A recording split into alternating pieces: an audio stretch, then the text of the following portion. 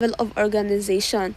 So we have atom, molecule, organelle, cell, tissue, organ, organ system, and the human body. So let's start with atom. Ang atom, yan yung pinakamaliit or basic unit of matter. Ang kaibahan, sabi ko 'di ba kanina sa cell, yan yung pinakamaliit na na part ng katawan ng lahat ng nabubuhay. Ang atom naman, ito yung mga hindi nabubuhay. So halimbawa itong notebook ko, ito siya is galing siya sa atom. Okay, so ang kapag atom lang yung pinag-uusapan, ibig sabihin isang atom lang yan siya. So ang atom, halimbawa ng atom is yung carbon, yung mga hydrogen, or yung mga nasa periodic table. Yun ang atom. Pag sinabi naman nating molecule, yan yung dalawang atom or madaming atom. Halimbawa, ganyan. Isang atom, dalawang atom, or pwedeng tatlo, or pwedeng madami pa. So, halimbawa naman is, ito, water. Okay, water.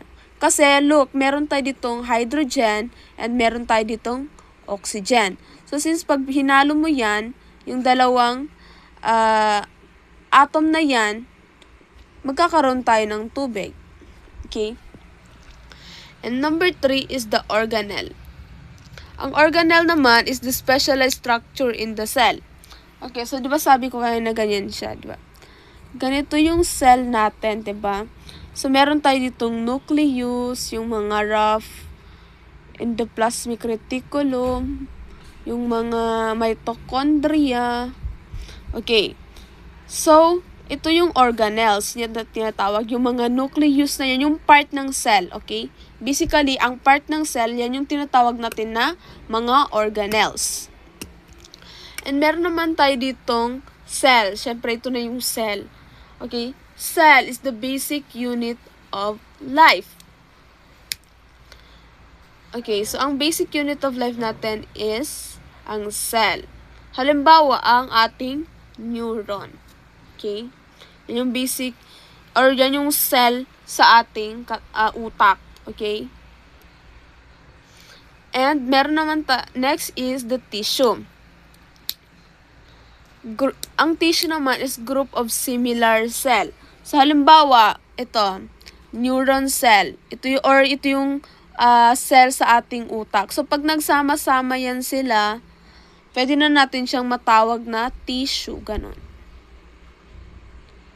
Yan. Tissue sa utak. Okay. Tissue sa utak.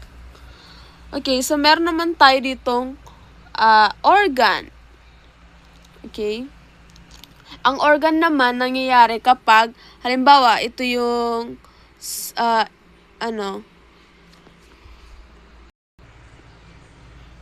ang organ naman, guys, ito yung kapag yung dalawang uri ng tissue, halimbawa, yung tissue sa, skin mo, tapos yung tissue mo sa sa neurons. So pwede na siya makagawa ng organs like mga heart, brain, basta pwede na siya makagawa ng organ like yung mga kidney mo. Yun na yung organ. Ang organ system naman is group of organs. So 'di ba kanina pag sinabi kong nakagawa ka ng organ, like nakagawa ka ng heart. So kapag nabuo mo na yung mga organs like yung brain, yung heart, yung kidney mo, pwede na yan siya matawag na organ system. So 'di ba dati napag-aralan natin yung yung circulatory system, yung nervous system. So dun tayo nagkakaroon ng organ system. And lastly, ang human body. Ang human body, lahat ng organ is nag-work together na. Like, ginagawa na nila yung part niya. Yung heart, tumitibok na siya. Yung, yung brain, gumagana na siya. So, yun yung human body.